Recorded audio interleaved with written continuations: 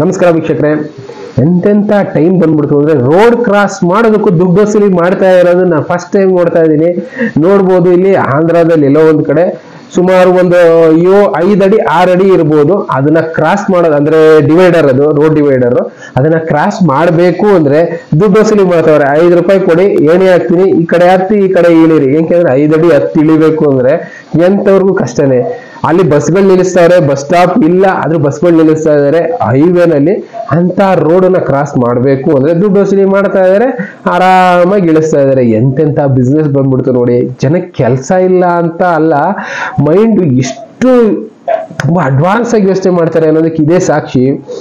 ಒಂದು divider cross ಮಾಡೋದು ಕಷ್ಟ ಆಗುತ್ತೆ ಅಂದ ತಕ್ಷಣ ಈ ಕಡೆಯಿಂದ ಒಂದೇಣಿ ಇಟ್ರು, ಆ ಕಡೆಯಿಂದ ಒಂದೇಣಿ ಇಟ್ರು, 5 ರೂಪಾಯಿ ಟಿಕೆಟ್ ಇಟ್ರು.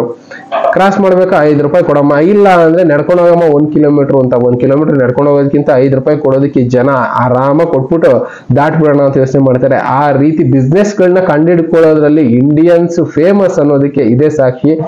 ಇಂಡಿಯನ್ಸ್ ಎಲ್ಲಿದ್ರು ಬದುಕ್ತಾರೆ, ಹೇಗೆ ಇದ್ರು ಬದುಕ್ತಾರೆ ಅಂತ ತುಂಬಾ ಫಾರಿನರ್ಸ್ ಹೇಳ್ತಾ ಇರ್ತಾರಲ್ಲ, ಇದೇ ರೀತಿ ಇಂಡಿಯನ್ಸ್ ಯಾವುದೋ ಒಂದು ದಾರಿ ಹುಡ್ಕೊಂಡ್ಬಿಡ್ತಾರೆ. ಕೆಲಸ ಇಲ್ಲ ಅಂದ್ರೆ ಸ್ವಾಮಿ ನಾವೇ ಕೆಲಸ ಕ್ರಿಯೇಟ್ ಮಾಡೋಣ ಅನ್ನೋ ಲೆವೆಲ್ಗೆ ಜನ ಅಡ್ವಾನ್ಸ್ ಆಗಿ ಹೋಗ್ತಾ ಇದ್ದಾರೆ. ನೋಡ್ಬೋದು ವಿಡಿಯೋದಲ್ಲಿ ನೀವು, ರೋಡ್ ಕ್ರಾಸ್ ಮಾಡೋದಕ್ಕೆ 5 ರೂಪಾಯಿ ಟಿಕೆಟ್.